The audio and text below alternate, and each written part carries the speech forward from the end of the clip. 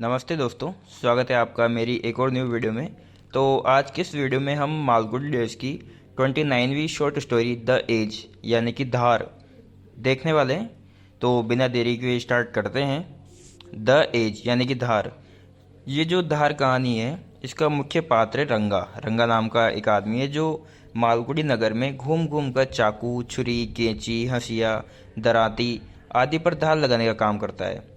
यह कहानी उसके जीवन, उसके संघर्ष, उसके स्वभाव और उसके पारिवारिक जीवन और उसके व्यवसाय की कठिनाइयों को प्रस्तुत करती है। रंगा एक साधारण लेकिन आत्मसम्मान से भरा हुआ व्यक्ति है। उसे अपनी सही उम्र का भी पता नहीं है। जब कोई उससे उम्र पूछता है तो वह कहता है कि होगी 50, 60 या 80 वर्ष। वह समय और तारीख का हिसाब नहीं रखता है। वह बताता है कि जब से उसकी मूछें उगनी शुरू हुई है तभी से वह धार लगाने का काम कर रहा है। यानी कि जब उसके मूछें आने लगी थी ना, तब से वो धार लगाने का काम कर रहा है। अब उसको पता तो नहीं है भाई कितने साल हो गए, कितनी उसकी उम्र हो गई। वह रोज धोती, खाकी कमीज और पगड़ी पहनकर मालगुडी की गलियों में घूमता है और आवाज़ लगाता है, धार लगवा लो धार, चाकू, छुरी, कैंची पर धार लगवा लो। रंगा एक पुरानी साइकिल पर अपनी धार लगाने वाली मशीन लेकर चलता है। मतलब साइकिल से जोड़े रखता है। मशीन का पहिया पेडल से जुड़ा होता है जिसे वह पैरों से चलाता है। मतलब वो जो आपने देखी होगी गाँव में आती है ना, जो धार लगाने वाले आते हैं केचियों में, तो साइकिल से उसका जुड़ा होता है वो धार लगाने की मशीन। जैसे वो पेडल घुमाता है तो वो भी घूमती है। वह केवल चाकू छुरी ही नहीं बल्कि कैंची, हंसिया, दराती, रसोई के अन्य औजार और कसाईयों की कुल्हाड़ियों, इन सब पर भी धार लगाता है।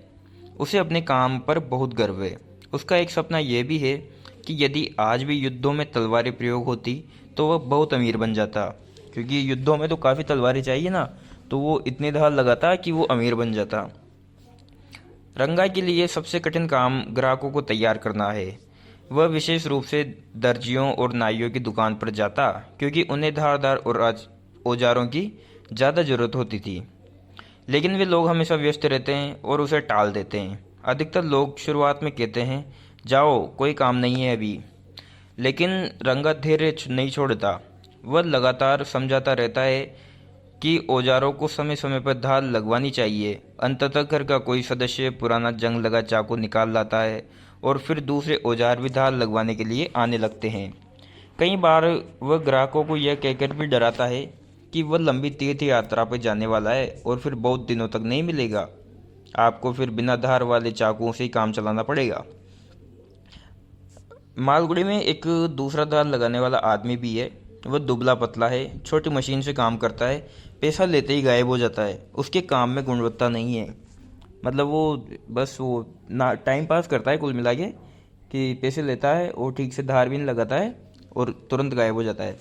रंगा उसका विरोध नहीं करता, लेकिन ग्राहकों को समझाता है कि गलत धार लगाने से चाकू खराब हो सकता है। वह स्वयं अपने काम को अधिक कुशल और वैज्ञानिक बताता है।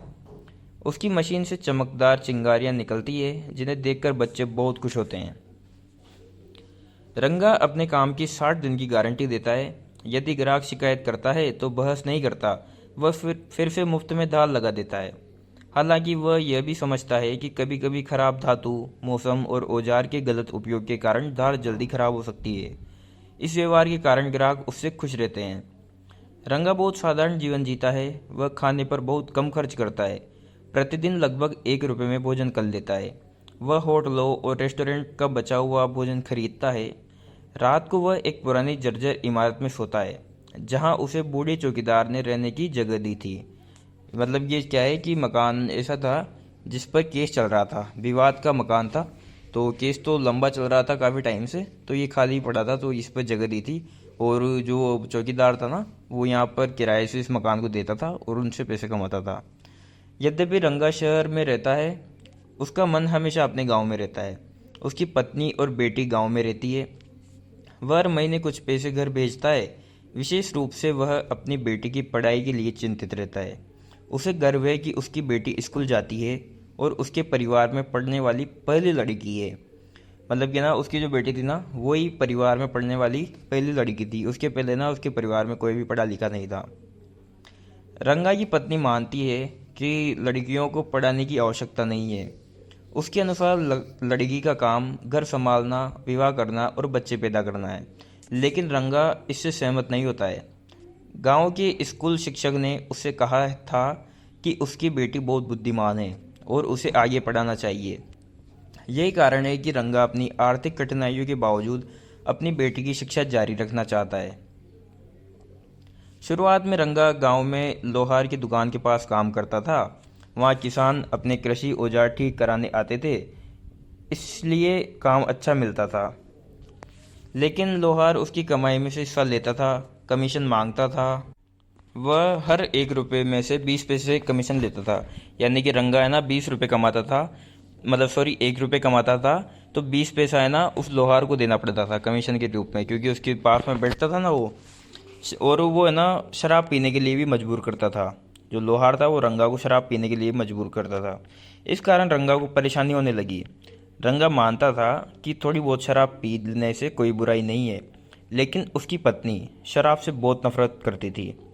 एक दिन वह पत्नी को समझाने के लिए शराब की बोतल घर ले आया। पत्नी ने गुस्से में बोतल जमीन पर पटक दी। नशे में होने के कारण रंगा ने पत्नी को मारने की कोशिश की, लेकिन पत्नी ने झाड़ू से उसकी पिटाई कर दी और उसे घर से बाहर निकाल दिया। अब इस घटना के बाद रंगा ने अपने जीवन पर गंभीरता से विचार किया। इस घटना के बाद उसने लोहार का साथ छोड़ दिया और घूम घूम कर काम करने का निर्णय लिया। अब वह सुबह जल्दी उठता, रागी खाकर काम पर निकल जाता और पूरे गांव में आवाज़ लगाकर धार लगाने का काम करता।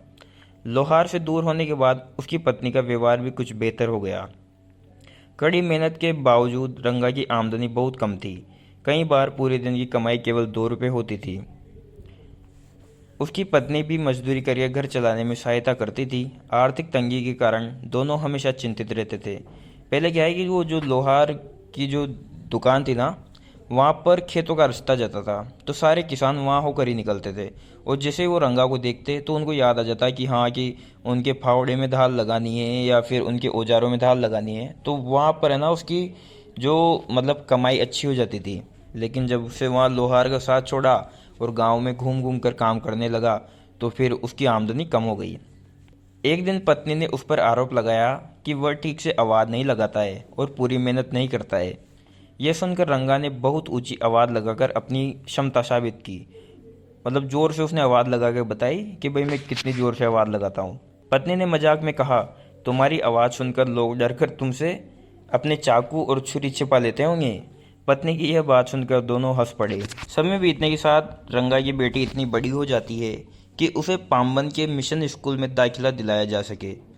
मतलब पाम्बन का मिशन स्कूल था, याद रखना है आपको। अब रंगा के सामने नई समस्या खड़ी हो जाती है। उसे बेटी की स्कूल फीस, किताबें, यूनिफॉर्म और रोज की बस का किराया का खर्च उठाना था। रंगा की पत्नी इसका विरोध करती है। उसका मानना है कि लड़की अब काम करने लायक हो गई है और उसे पढ़ाने के बजाय खेतों में मजदूरी करके घर की आमदनी बढ़ानी चाहिए।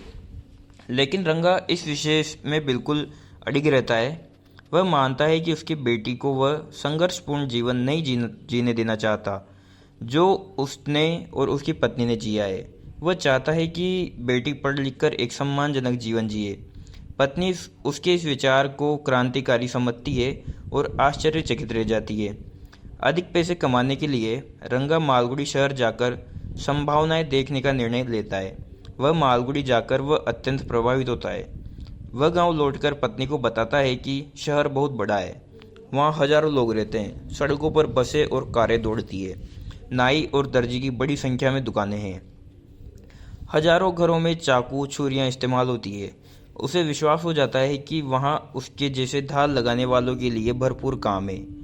वह सपना देखने लगता है कि एक दिन वह शहर में घर बसाएगा और अपने परिवार को भी वहीं बुला लेगा। लेकिन पत्नी शहर जाने का विचार का विरोध करती है। मतलब उसकी पत्नी कहती है कि नहीं, हम यहीं रहेंगे गांव में और हम शहर नहीं जाएंगे।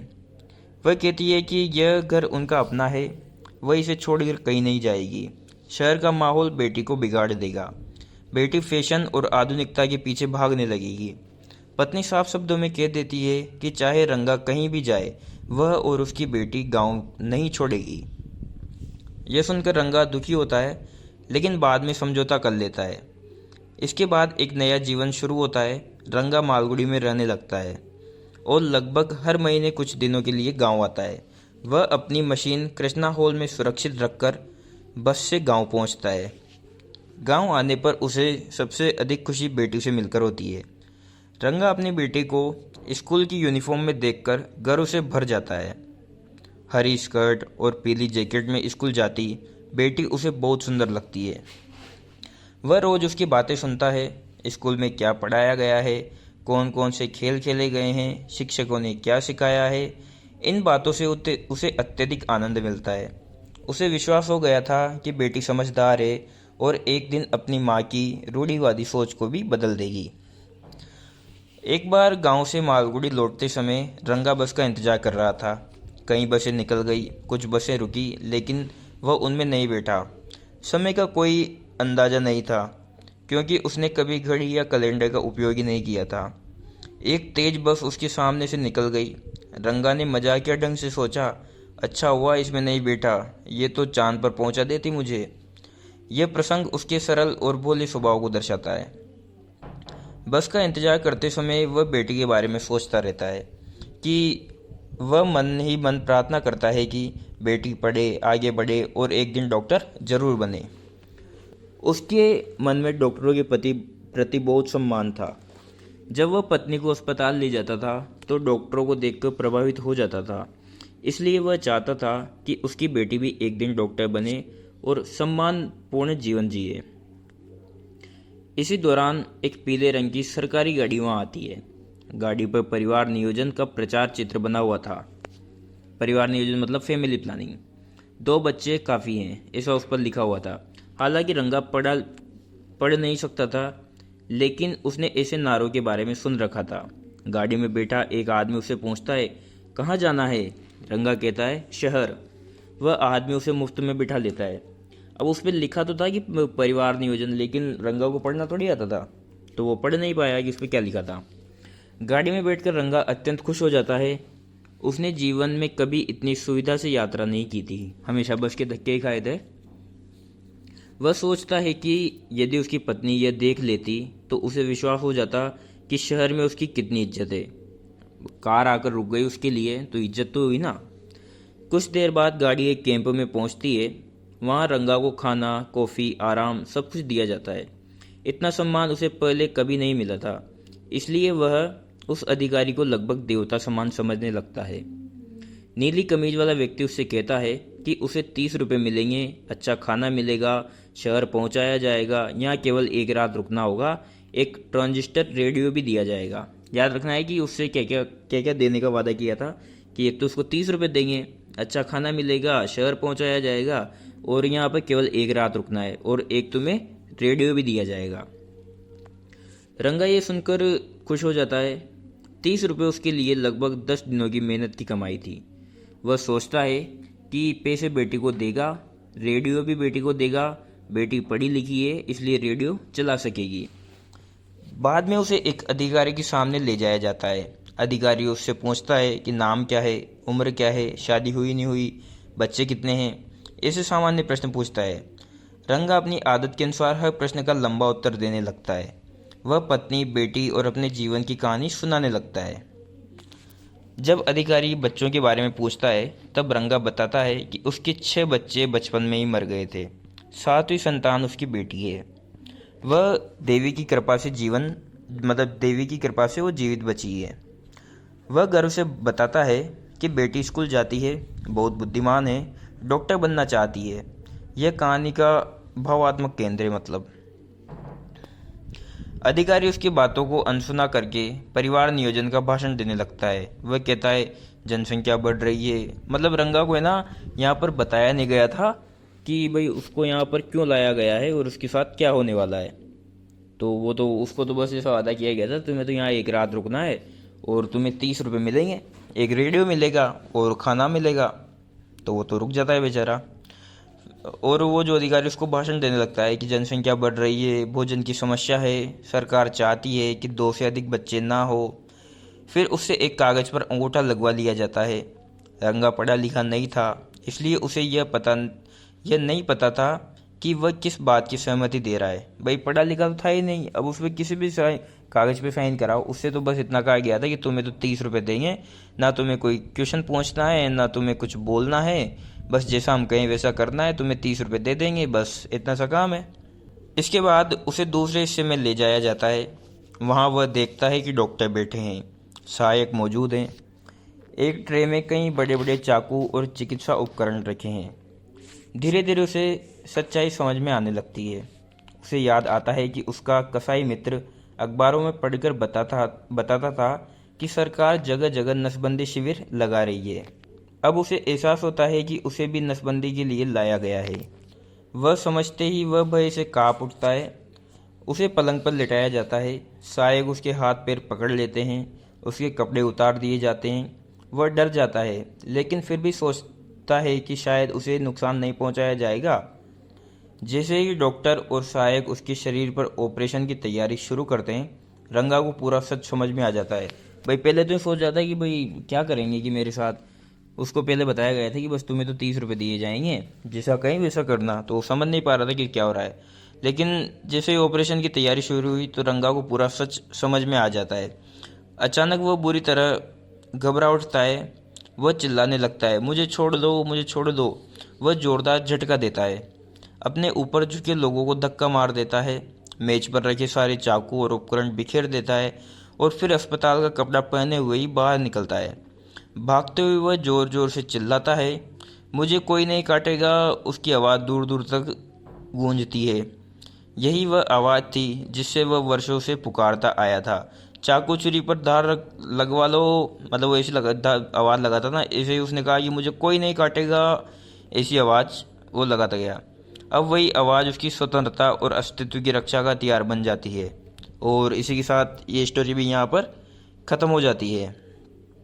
तो गाइस ये थी पूरी स्टोरी जो कि हमने देखी है। अगर आपको स्टोरी अच्छी लगी है तो प्लीज़ कमेंट में ज़रूर बताएं और इस वीडियो को लाइक करें। अपने सभी सेकंड ग्रेड के जो एस्पायरेंट्स हैं उनके साथ भी शेयर करें और अगली शॉर्ट स्टोरी आपको जल्दी मिल जाएगी। Thank you.